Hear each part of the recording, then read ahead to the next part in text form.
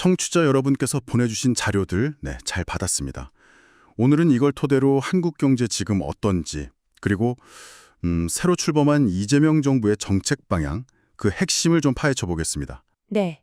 최신 무역 통계도 있고 또 미국 제조업 지표 그리고 신정부의 경제청사진까지 이 정보들을 좀 연결해서 큰 그림을 그려보죠. 네, 이게 좀 복잡하게 얽혀 보일 수 있는데요. 그 경제 지표하고 새로운 정책들 속에서 가장 중요한 맥락, 그리고 앞으로 뭘 주목해야 할지 청취자 여러분이 쉽게 이해하시도록 제가 명확하게 짚어드리겠습니다. 좋습니다. 자, 그럼 먼저 우리 경제 상황부터 좀 볼까요?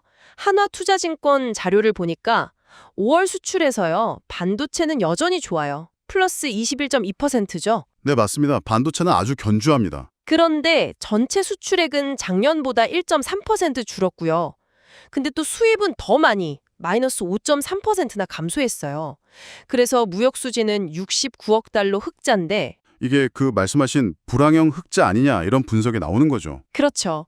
수출보다 수입이 더 위축돼서 생긴 흑자다. 네, 단순히 흑자 규모만 볼 게 아니라 그 내용을 좀 들여다봐야 하는 상황입니다. 특히 그 원인을 보면 미국의 관세 영향 같은 게 보이는 것 같아요. 자동차가 마이너스 4.4%, 기계 마이너스 5.3% 이런 쪽 수출이 좀 안 좋고 네, 맞아요. 그리고 대미 수출, 대중 수출 이게 다 줄었어요. 각각 마이너스 8.4%씩 감소했습니다. 이게 눈에 띄는 부분이죠. 미국, 중국 양쪽 다 줄었다는 거네요. 이게 또 미국 경제 상황하고도 관련이 없지 않은데요. 그 5월 미국 ISM 제조업 구매 관리자 지수, PMI라고 하죠. 네네. 이게 48.5로 나왔어요. 아직도 기준선 50 아래, 그러니까 위축 국면이라는 거죠. 문하고 수입 지수가 같이 하락했는데 이건 관세 우려가 좀 현실화되고 있다 이렇게 볼 수 있습니다. 기업들 반응도 비슷하다면서요? 뭐 수요가 줄어들까 걱정하고 공급망 문제도 있고. 그렇습니다. 그런 응답이 많았고요. 게다가 뭐 예전 트럼프 행정부 때 관세부가 근거였던 국제긴급 경제권한법, IEPA 관련 소송 문제도 아직 좀 불확실하고요. 아, 그 법적 문제. 네. 또 뭐 무역확장법 232조 이런 걸로 추가 관세 가능성도 여전히 남아있는 상황이고요.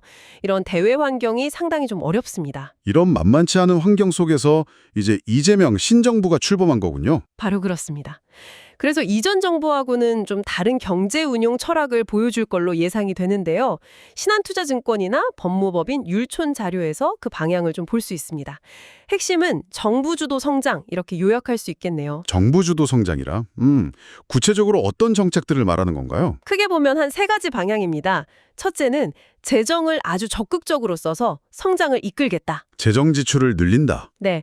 예를 들어 2026 예산을 뭐 700조 원 이상으로 편성한다거나 필요하면 연간 200조 원 규모의 국채 발행도 가능하다. 이런 언급까지 있었어요. 와, 규모가 상당한데요? 그렇죠.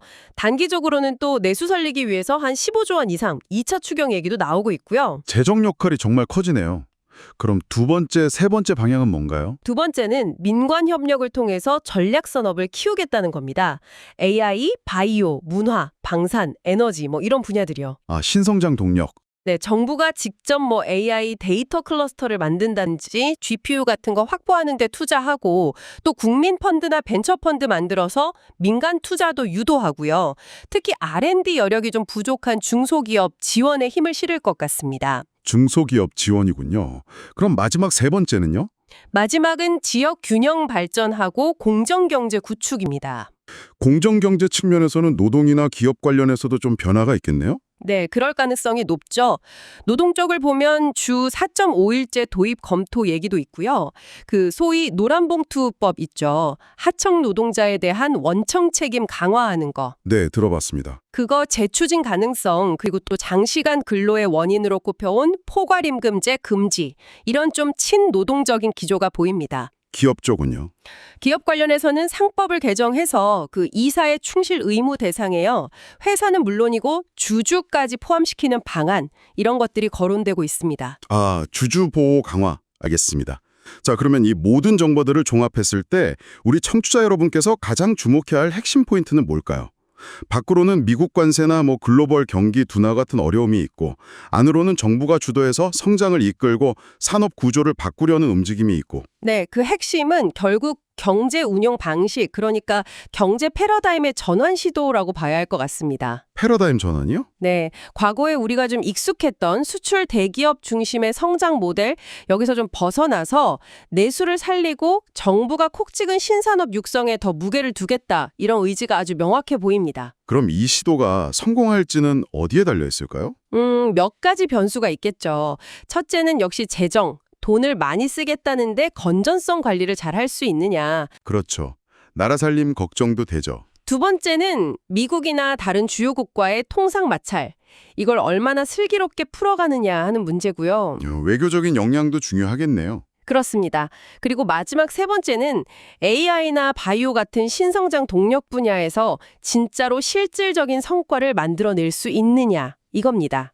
특히 말씀하신 중소기업 지원 강화나 지역 금융 발전 같은 정책들이 실제 현장에서 어떤 효과를 낼지 이것도 지켜봐야겠고요. 네, 중요합니다.